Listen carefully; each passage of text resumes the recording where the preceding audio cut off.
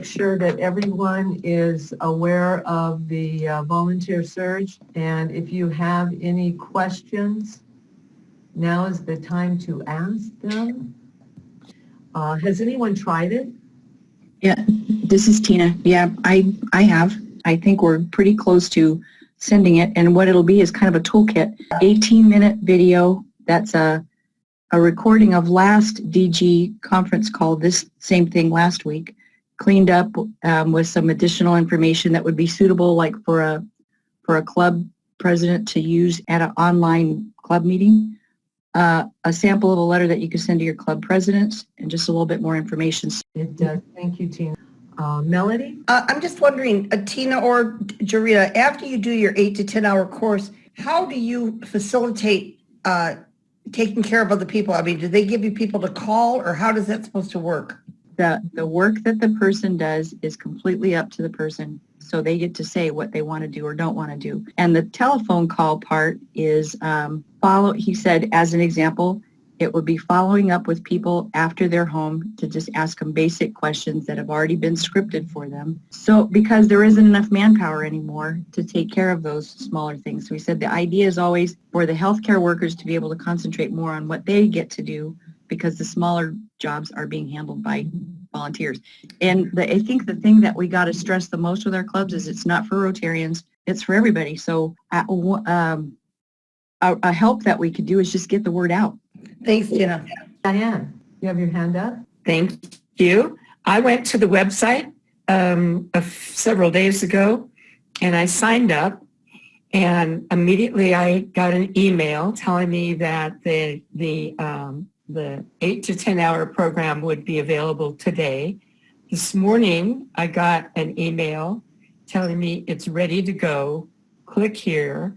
I found a lot of information on the website, and I put out a email blast to everybody in the district.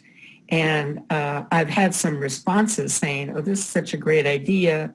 It seems to be moving along quite well. I'll let you know next week how the sessions are.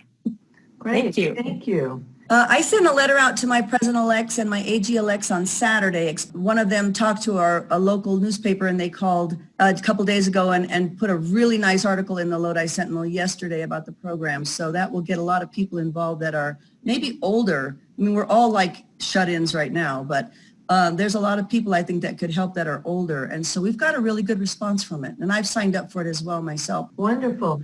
Ramesh, your hand is up. I formed a district-wide task force made up of 4 doctors and a very experienced nurse. We had a town hall webinar in our district. We call the COVID webinar, town hall webinar last Monday. It was a good response. Thank you, Ramesh. Appreciate that. Let's see. Karen, you have your hand up? Yeah, hi. Just something to think about. Are we going to be able to track how many participants are coming from our districts and even down to the club level? Absolutely will. Yes, they will track in the questionnaire. They ask you where district are you from and your Rotary Club. Any other questions? Yes, they are. I've had questions from older Rotarians wanting to know if there is an age, if they can do it. One of them is 73 years old, and I told her no. It's online, so yes, the age limit is 18. Right. You have to be at least 18, and you can be 180. Doesn't matter. Yeah. Oh, I wanted to take this opportunity. This morning, District 5440 Governor Chris Woodruff sent me a 6-minute or so video of a Zoom call that Simon Sinek has with his team, sharing his thoughts of the post-COVID environment, looking to the future, and talking about the opportunities to reinvent ourselves. By the way, something that you and the club members seem to have already started doing. And you know, I'm a big fan of Simon Sinek. So I thought I'd take this opportunity to show you this video, this Zoom call, a video of the Zoom call while we're on this call.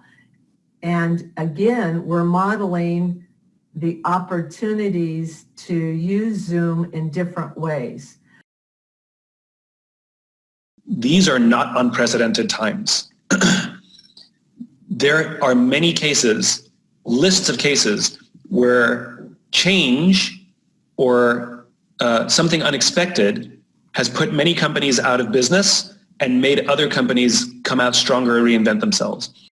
So what I got from this is, as he's watching his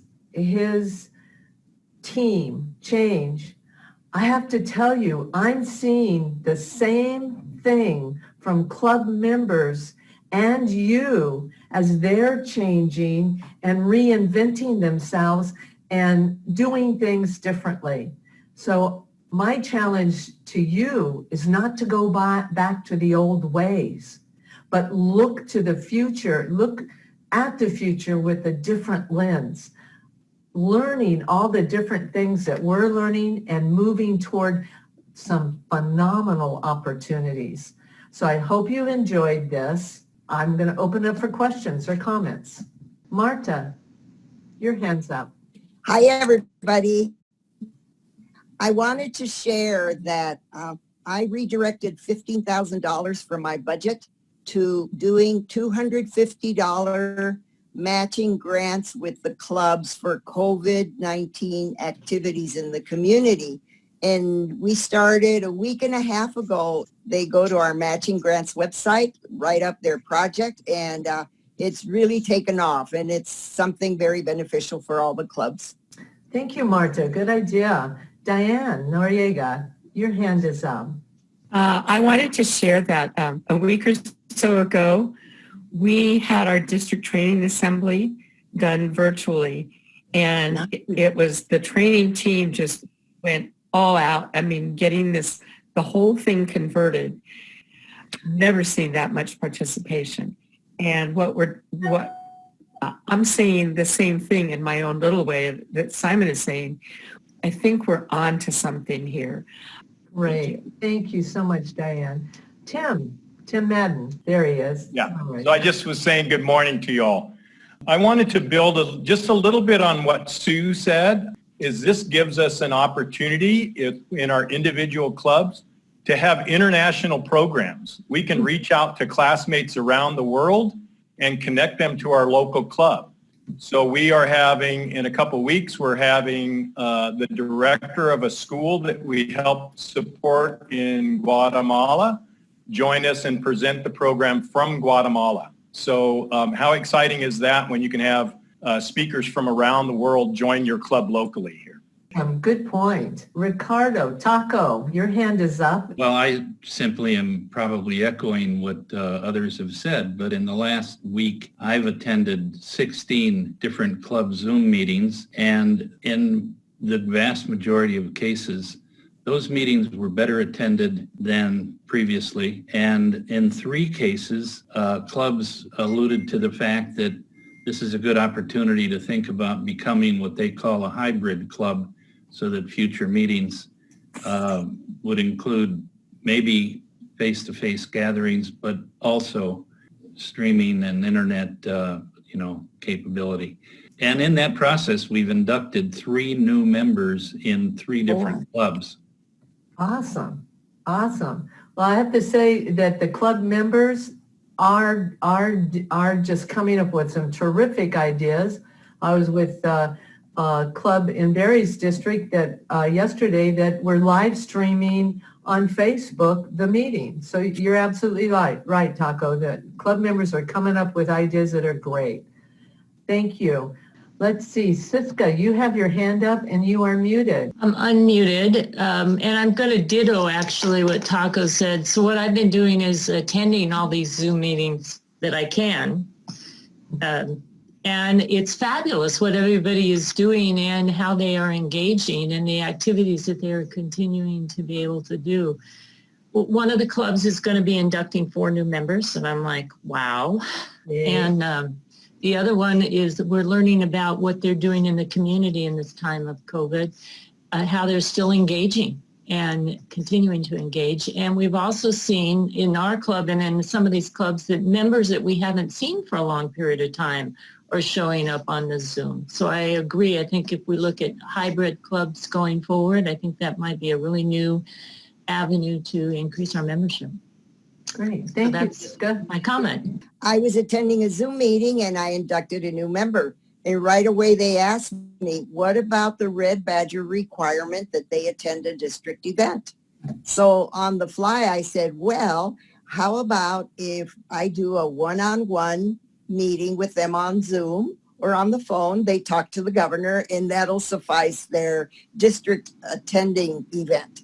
So then I took it even further, and what I'm going to do is I asked the governor line to be a part of that meeting, so they get to talk to the four of us, and then I'm also going to invite a Rotary to talk to them, so that'll suffice the red badger requirement of attending a district event. Good ideas. Thank you. And Barry, you have your hand up.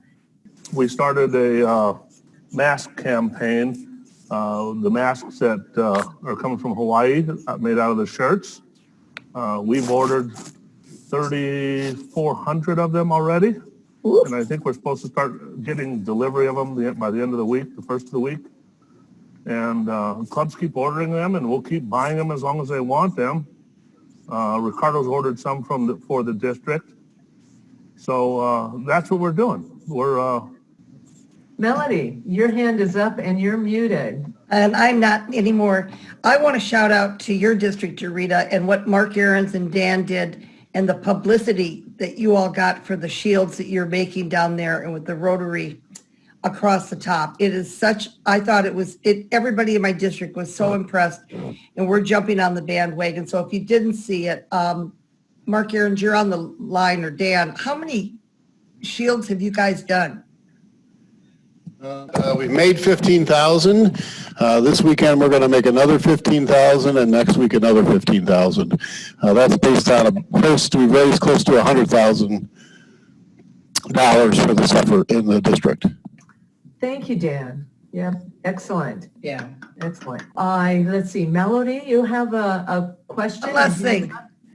I know we've gotten so much requests for needs in our own community. I've gotten so many calls from other countries, but I wanted to say that David and I have been in touch with the people of the Navajo Nation, and they are extremely, extremely in dire straits because they don't even have access to clean water. And we know we're doing that big grant, but it's a horrible situation. So I will be sending out with David an email to my classmates, just telling you what you can do to possibly help and donate directly, just for clean water. So I do want to thank this opportunity to have all of our classmates together. I didn't want to, give a big plea, but I think it's something we need to look at. Thank you for the opportunity. You're welcome. Thank you, Melody. And 83 folks on this call right now, pretty darn good. So with that said, I want to thank you.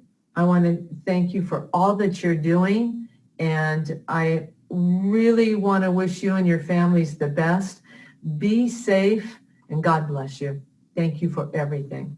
Bye-bye.